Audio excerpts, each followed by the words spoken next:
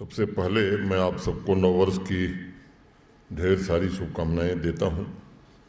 इस 2 दिवसीय वर्कशॉप में जो हमारे अतिथि हैं उनका मैं हृदय से स्वागत करता हूं, अभिनंदन भी करता हूं।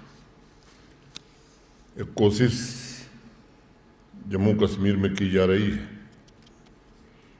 कि कैसे जम्मू कश्मीर सभी सेक्टर्स में आत्मनिर्भरता की दिशा में आगे बढ़ सकता है। मैं समझता हूं कि अलग अलग क्षेत्रों की सामूहिक भागीदारी, सबका मिलाजुला प्रयास उस प्रगति एवं विकास का सबसे ज्वलंत उदाहरण बन सकता है। अभी मेरे पूर्व कई वक्ताओं ने 21वीं सदी की आर्थिक व्यवस्था में जीआई टैग के महत्व पर विस्तार से प्रकाश डाला है। मुझे लगता है कि आज ब्रांड कॉन्शियस विश्व में अगर ट्रेडमार्क किसी प्राइवेट एंटरप्राइज के लिए सबसे महत्वपूर्ण इंस्ट्रूमेंट हो गया है, तो जीआई टैग किसी एक एंटरप्राइज की नहीं बल्कि पूरी कम्युनिटी की आर्थिक सामाजिक प्रगति का महत्वपूर्ण माध्यम बनकर उभरा है। और इसलिए दुनिया के जितने विकसित देश हैं उनमें जीआई टैग को सामूहिक एकाधिकार अधिकार, कलेक्टिव मोनोपोली राइट के नाम से जाना जाता है। ये हमारी सहकारिता की भावना का भी प्रतीक है और माननीय प्रधानमंत्री जी के सबका प्रयास सबका विकास के विजन का भी एक मूर्त स्वरूप मैं इसे मानता हूँ। 1995 में मित्रों, ट्रिप्स एग्रीमेंट तथा 2015 के लिस्बन एग्रीमेंट के बीच के दौर में विश्व ने ऐसा बदलाव देखा जिसकी कल्पना नहीं की जा सकती थी। जियोग्राफिकल इंडिकेशन को हम सामान्य तौर पर ट्रेडमार्क की सबसे पुरानी कैटेगरी नहीं मानते थे, बल्कि उसे एक साझी विरासत भी समझते थे, जिसके आर्थिक औचित्य में समानता की भावना थी। गांव में भी लोग जानते थे कि सबसे अच्छा केसर या पश्मीना या राजमा जम्मू कश्मीर का होता है। हम लोगों की तरफ भी कई लोग इस बात को कहते थे। ये भी चर्चा होती थी कि चाय दार्जिलिंग की अच्छी होती है, रसगुल्ला पश्चिम बंगाल का अच्छा होता है, बनारसी पान और बनारसी साड़ी, चिकनकारी लखनऊ का तथा फिरोजाबाद का ग्लास वर्क्स। और इस साझी विरासत का साझा संरक्षण अल्प मात्रा में होता था। मुझे लगता है कि जियोग्राफिकल इंडिकेशन से सबसे ज़्यादा प्रभावित रूरल एग्रीकल्चर, हैंडीक्राफ्ट सेक्टर में प्रोटेक्शन के इकोनॉमिक रैशनल की तरफ अब हमारे देश का भी ध्यान विशेष रूप से गया है। इसलिए जब स्विट्जरलैंड की परफ्यूम कंपनी बुल्गारी ने दार्जिलिंग की फ्रेगरेंस के नाम से परफ्यूम निकाला, तब पूरी दुनिया में बड़े बड़े इंटेलेक्चुअल प्रॉपर्टी राइट्स के विशेषज्ञ, अर्थशास्त्री और ब्रांड मैनेजर्स का ध्यान उस ओर गया। सामूहिक एकाधिकार अधिकार सिर्फ साझी विरासत के संरक्षण का ही माध्यम नहीं है, बल्कि अर्थव्यवस्था के इंजन के रूप में काम करता है और विशेष रूप से रूरल एग्रीकल्चर तथा हैंडीक्राफ्ट सेक्टर को दुनिया का मैं कहूँ वैश्विक मार्केट प्रदान करके इससे जुड़े हुए लोगों की आर्थिक प्रगति का रास्ता भी प्रशस्त करता है। अब दार्जिलिंग टी के जीआई टैग, उसके ट्रेडमार्क को सुरक्षित रखने के लिए हमने विश्व के अलग अलग देशों में 15 मुकदमे लड़े अंतोगत्वा जीते। अभी रजनीकांत जी बता रहे थे बासमती को लेकर के।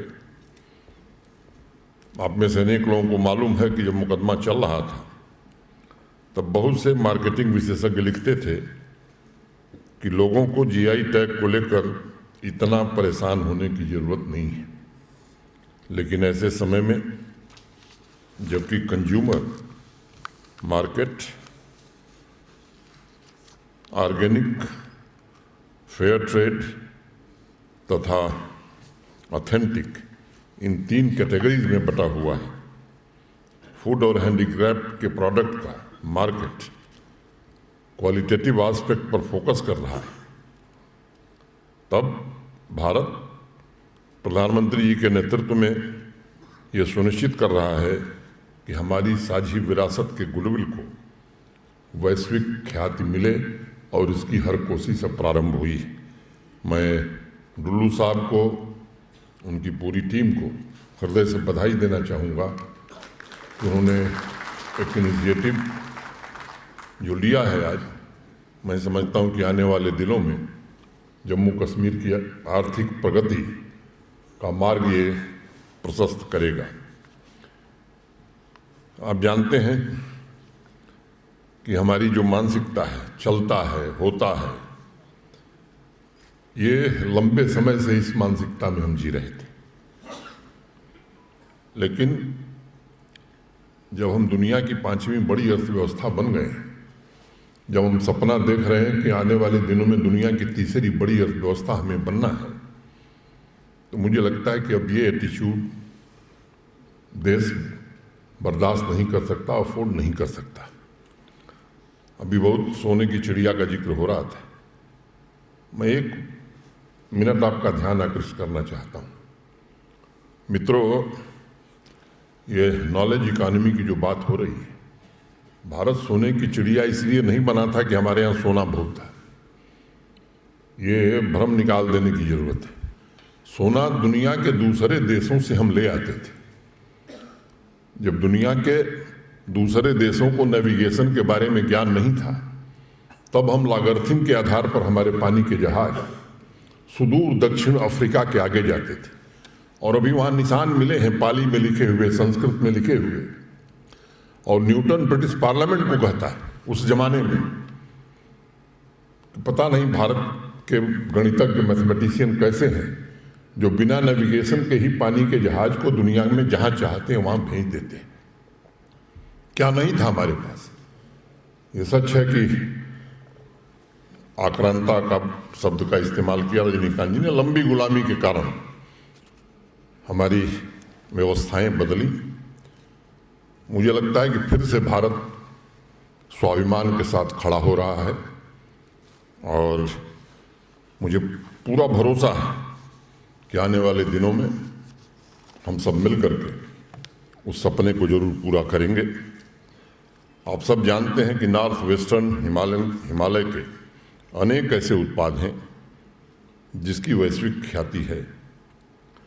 इसकी चर्चा हो गई है कि कितने जीआई प्रोडक्ट्स हमने प्राप्त किए हैं और आगे का प्रोसेस हमने क्या अख्तियार किया है।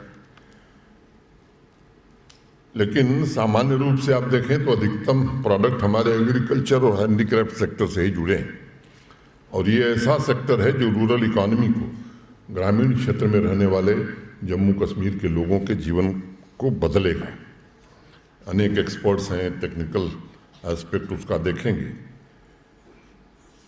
मैं उन मुद्दों का विशेषज्ञ भी नहीं हूँ, उस पर कुछ कहना भी नहीं चाहता हूँ। मुझे लगता है कि डीमार्केटेड ज्योग्राफिकल एरिया तथा देश की इकॉनमी में अपनी महत्वपूर्ण भूमिका का निर्वहन कैसे किया जा सकता है, इस पर आप जरूर चर्चा करें। जो अब तक शोध हुए हैं, वर्ल्ड ट्रेड ऑर्गेनाइजेशन से जुड़े अनेक रिसर्चर्स ने मार्केट तथा कंज्यूमर सर्वे के आधार पर यह साबित किया है कि जीआई टैग के पश्चात उस प्रोडक्ट की मार्केटिंग में 20 से 30% की वृद्धि हुई है।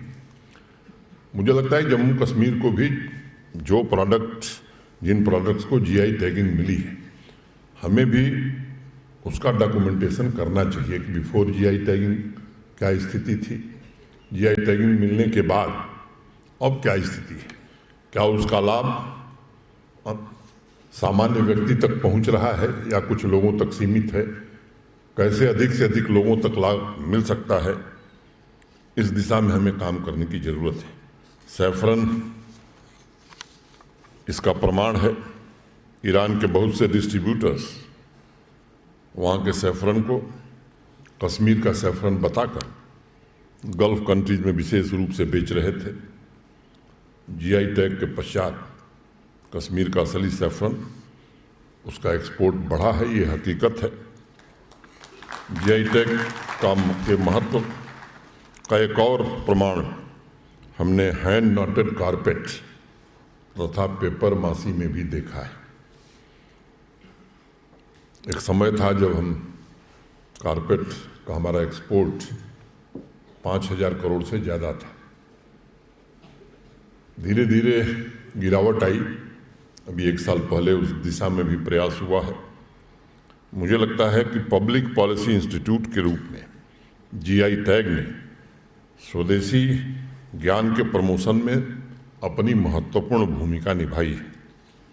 वर्ल्ड इंटेलेक्चुअल प्रॉपर्टी ऑर्गेनाइजेशन के इंटर गवर्नमेंटल पैनल में इस बात पर आजकल चर्चा ज़्यादा हो रही है कि डेवलपिंग कंट्रीज में जिस तरह से जीआई सिस्टम को मजबूत कैसे बनाया जा सकता है ताकि स्वदेशी ज्ञान तथा उस प्रोडक्ट एवं इलाके से जुड़े हुए सांस्कृतिक मूल्यों को सुरक्षित और संरक्षित कैसे किया जाए।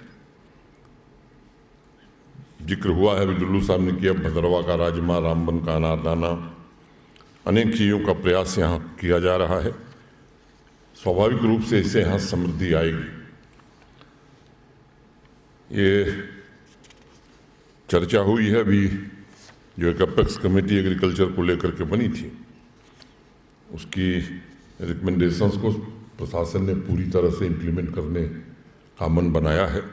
और मुझे खुशी सबसे इस बात की है कि केवल शीर्ष स्तर पर नहीं, जहाँ हमारे दोनों वाइस चांसलर्स, दोनों विश्वविद्यालयों के हमारे फैकल्टी मेंबर्स, वहीं हमारे एग्रीकल्चर और एलाइड सेक्टर के सभी साथी पूरे उत्साह के साथ उसको हकीकत अमली जामा पहनाने में जुटे हुए, ये सबसे प्रसन्नता की बात है। और किसानों का भी एक बड़ा तबका है जो इसके साथ जुड़ा है।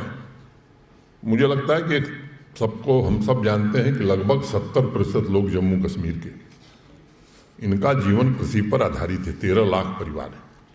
और इसको सफलतापूर्वक हम जमीन पर उतारने में सफल हुए तो यकीन मानिए इससे बड़ा काम कोई और हो नहीं सकता है जम्मू कश्मीर में। ये सबके लिए एक, मैं समझता हूँ कि सुनहरा अवसर है।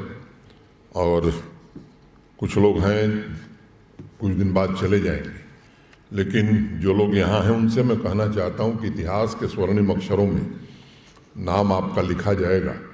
इसको मान करके, इस उम्मीद से आप इस काम को करिए। परिवर्तन पिछले 3 वर्षों में काफ़ी हुआ है, चाहे वो फिजिकल कनेक्टिविटी हो, इकोनॉमिक कनेक्टिविटी हो, नॉलेज कनेक्टिविटी हो, कोशिश की जा रही है। और मुझे लगता है कि हमारे शिक्षण संस्थान में, चाहे एग्रीकल्चर के हमारे दोनों इंस्टीट्यूट हों या बाकी हमारी यूनिवर्सिटियाँ हैं, वो भी पूरी तरह से भागीदार हैं जम्मू कश्मीर की विकास यात्रा में, पूरा योगदान दे रही हैं। और मुझे लगता है कि e governance, electronic delivery mechanism की भी मजबूत व्यवस्था सुनिश्चित करने की कोशिश हो रही है। लेकिन मुझे मालूम है कि अभी बहुत काम होना बाकी है। कई बार मैं ये बात कहता हूँ कि जम्मू कश्मीर का जो पूरा पोटेंशियल है उसे अभी पूरी तरह से टैप नहीं किया गया है।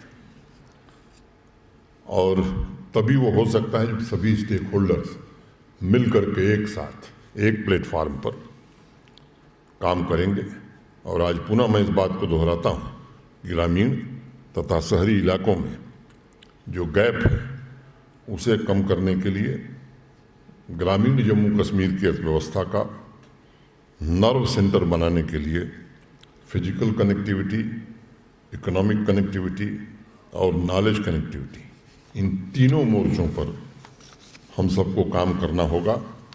और मैं मानता हूँ कि किसी भी क्षेत्र का आर्थिक वैभव विशाल एवं व्यापक तभी हो सकता है जब किसान के पास अपने प्रोड्यूस को ले जाने के लिए रोड भी हो, मंजिल के रूप में अच्छा मार्केट भी हो और वैल्यू एडिशन के लिए साइंटिफिक एक्सपर्ट्स की राय भी हो और उसे भी ज़मीन पर हम उतार सकें। यह सामंजस्य हमारी स्थानीय समस्याओं के लिए अस्थायी समाधान उपलब्ध कराएगी। मैं फिर से एक बार आप बाहर से आए हुए अतिथियों का हृदय से स्वागत करता हूं और जिन लोगों ने इस आयोजन को आजाहूत किया है उनको हृदय से बधाई देता हूं। मैं उम्मीद करता हूं कि अमृत कालखंड का नववर्ष हमारे लिए अभी G20 मीटिंग की सौगात लेकर के भी आया है। हमें राष्ट्र निर्माण की सोच के साथ आगे बढ़ना है। 2023 को अपनी संकल्प शक्ति का वर्ष बनाना, ये हम सबका ध्येय होना चाहिए। हम एग्रीकल्चर, एलाइड सेक्टर तथा हैंडीक्राफ्ट को आत्मनिर्भरता की पहचान बनाने की कोशिश करनी है। 2023 हमारी प्रगति की स्पीड और स्केल दोनों को कैसे नई ऊंचाई दे, मैं इसकी कामना करता हूं। आप सबसे अनुरोध करता हूं कि इसमें हमें जुटने की आवश्यकता है। मुझे उम्मीद है यह वर्कशॉप एक सुविचारित रणनीतिक सोच को जन्म देगा और नॉर्थ वेस्टर्न हिमालय की अनोखी विरासत को वैश्विक पटल पर पुनर्स्थापित करने में सफलता भी देगा। मैं आप सभी को एक बार पुनः नव वर्ष की शुभकामनाएं देता हूं और इस वर्कशॉप की सफलता की बहुत बहुत कामना करता हूं। धन्यवाद। जय हिंद।